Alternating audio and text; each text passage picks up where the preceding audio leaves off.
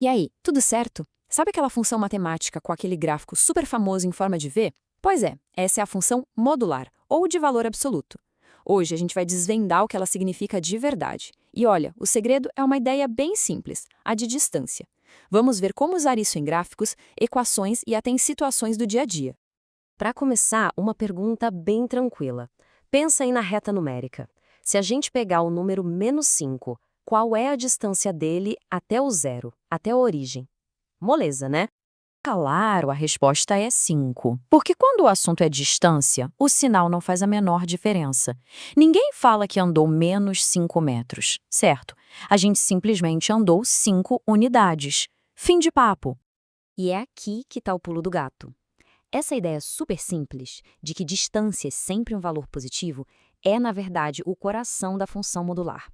Guarda bem essa informação, porque agora a gente vai dar um nome mais formal, mais matemático para esse conceito.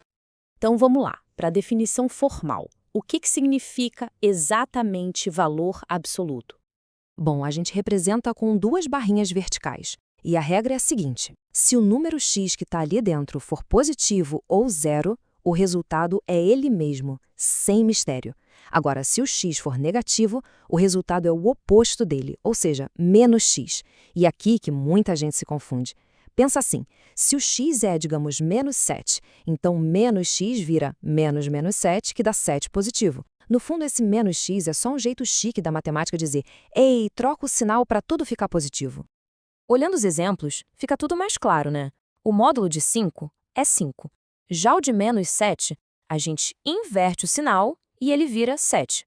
O ponto principal é esse. O que sai de dentro das barrinhas do módulo é sempre, sempre positivo. Ou zero, claro.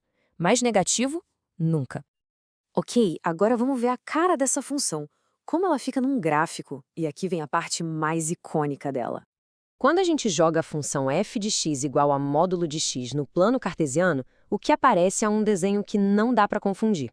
Um V perfeitinho. Ele é todo simétrico e aquele ponto mais baixo dele, que a gente chama de vértice, fica lá cravado na origem, no ponto 0, 0. Mas por que um V? É bem simples, na verdade. O gráfico é a junção de duas partes. Do lado direito, onde o x é positivo, a função se comporta como a reta y igual a x. Tranquilo. Já do lado esquerdo, onde o x é negativo, a função vira y igual a menos x, o que na prática espelha todos os valores para cima para a parte positiva.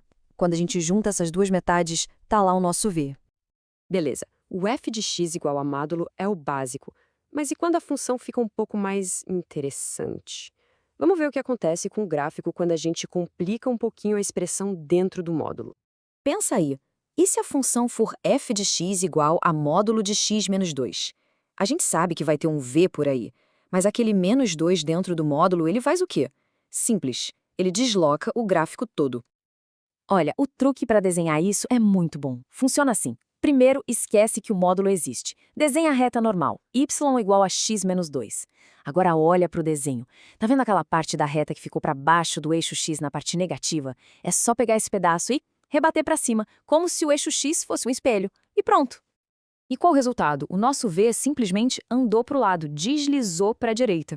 O vértice, que é sempre o ponto onde a expressão de dentro do módulo dá zero, ou seja, x menos 2 igual a zero, agora está no ponto 2,0. Essa é a regra. Mexeu dentro do módulo, o gráfico anda para os lados. Ok, já entendemos o conceito, já vimos o gráfico, agora vamos usar essa lógica toda para resolver equações com o módulo. A estratégia aqui é sempre a mesma, é a regra de ouro. Se o módulo de alguma coisa dá um número positivo, é porque essa alguma coisa lá dentro podia ser positiva. Ou podia ser negativa, né? Por isso, a gente sempre tem que abrir a equação em dois casos possíveis. Olha esse exemplo.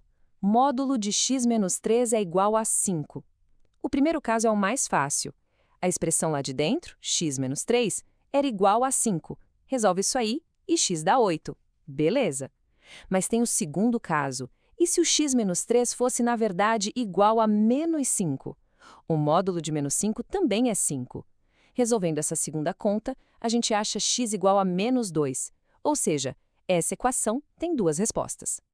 Esse mesmo raciocínio, dos dois casos, vale para as inequações.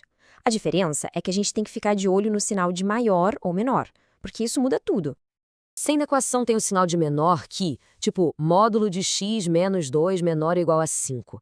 O que isso quer dizer em português? Quer dizer que a distância do x até o 2 tem que ser pequena, no máximo 5. Então, todas as soluções vão estar ali, apertadinhas, perto do 2, formando um intervalo só. Para resolver isso, a gente aprende a expressão x menos 2 entre o menos 5 e o 5. Fica uma equação dupla. A partir daí é só álgebra. Soma 2 em todos os lados para isolar o x e pronto. A gente descobre que o x pode ser qualquer número entre menos 3 e 7. Agora, se o sinal for de maior que, como em módulo de x mais 1, maior que 4, a lógica inverte completamente.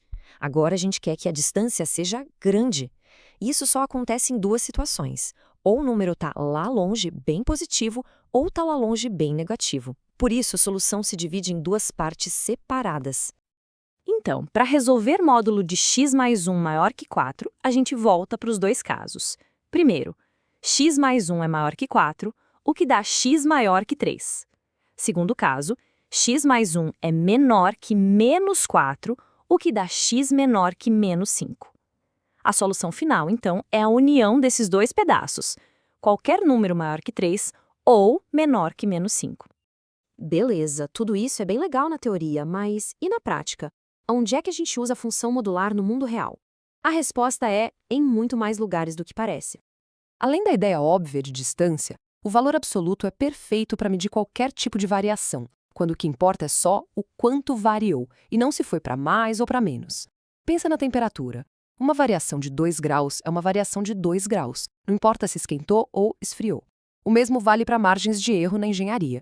Uma peça pode ter 1 milímetro a mais ou a menos. O que importa é o tamanho do erro, a magnitude. E para a gente fechar, um desafio rápido que junta tudo o que a gente viu. Imagina um sensor numa fábrica que precisa manter a temperatura perto dos 25 graus.